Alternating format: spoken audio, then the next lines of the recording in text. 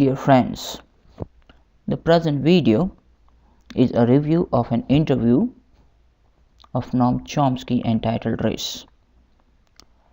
Race, Noam Chomsky interviewed by David Barsamian. The present interview was conducted on January 14, 1993, and it was published in the book Keeping the Rabble in Line, Interviews with David Barsamian.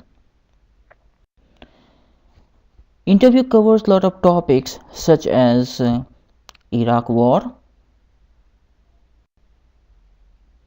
intervention in Somalia,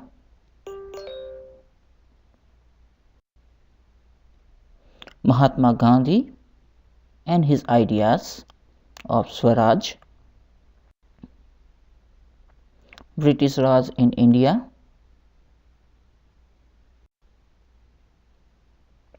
slavery,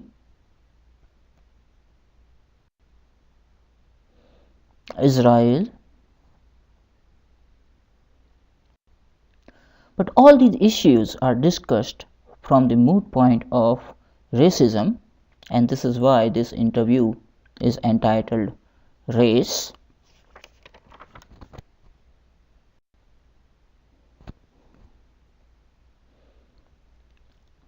The Saddam Hussein's crime of disobedience. Saddam Hussein was not a criminal when he killed Shiites and Kurds, when he bombed USS Tark, when he killed Americans, because he was an obedient puppet of USA then. His crimes were silently neglected. But now he is an enemy, he is a criminal, because he is no longer a puppet. And that's why USA is attacking Iraq.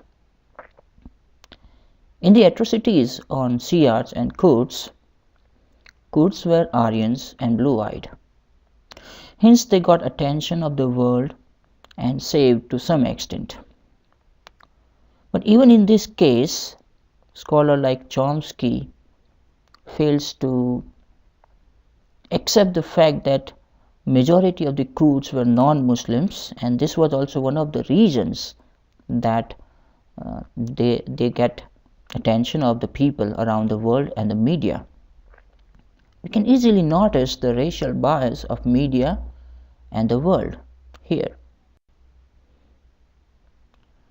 No-fly zone, literally meaning that certain area is not for war plans. But Chomsky defines it a little differently. He says that area without a possibility of retaliation is no-fly zone. There is no interaction between military forces. We can attack but never get shot at. In short, this is a good area to kill the civilians.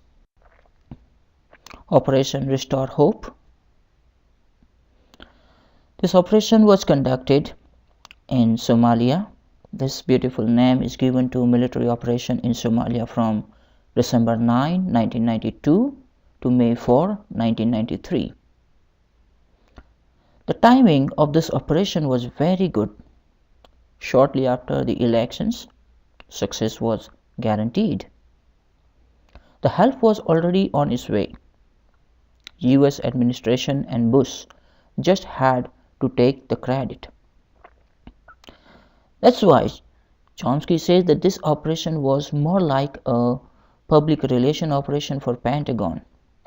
Even the media was invited well in advance to cover the military action. Humanitarian nation building. Most of the military interventions get the name of humanitarian nation building. Primarily, it conceals the violence behind the military interventions. It conceals the control of the population. Such claims of interventions on humanitarian grounds are always made by the powerful against the weak. Even the extermination of Native American population was also described as humanitarian. Chomsky said the major crimes of the powerful and power bearers are neither discussed nor published by our major media houses, and hence such humanitarian military operations and interventions are still considered humanitarian because we never know the truth behind this beautiful name. Mahatma Gandhi and Swaraj.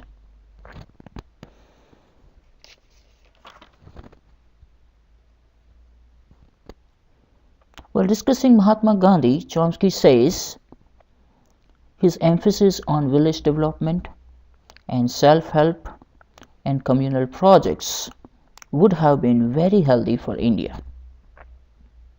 Implicit in what he was suggesting was a model of development in India that could well have been a much successful and human one than the Stalinist model that was adopted, the development of heavy industrialization, etc. Divide and rule policy. On divide and rule policy of British Raj in India, Chomsky says that the violence and brutality introduced by Westerners was novel, but the society was already divided even before British Raj. He adds that creating division is a traditional pattern of invaders across the globe. Invaders very naturally play upon any kind of rivalries and hostilities that they find to get one group to work for them against another. Talking about racism, Chomsky says it's not that racism wasn't there before colonialism, but it gained entirely new dimensions and new significance in the imperialist context. In his words, when you have your boot on someone's neck, you have to have a justification for it. The justification has to be their depravity. If you find something to hang their depravity on, like the color of their eyes or their skin color, it's that. Chomsky adds that racism is not in our genes. In an answer to the relationship between competition and racism, Chomsky says that competition is conditional, racism to some extent related with social conditioning. Chomsky believes that racism is not in our genes. What's in our genes is the need for improving our self-image. In this context, I would like to recommend you this wonderful book, Us and Them, Understanding Your Tribal Mind by David Barabai. That's all for today. Be informed, be safe. Thank you.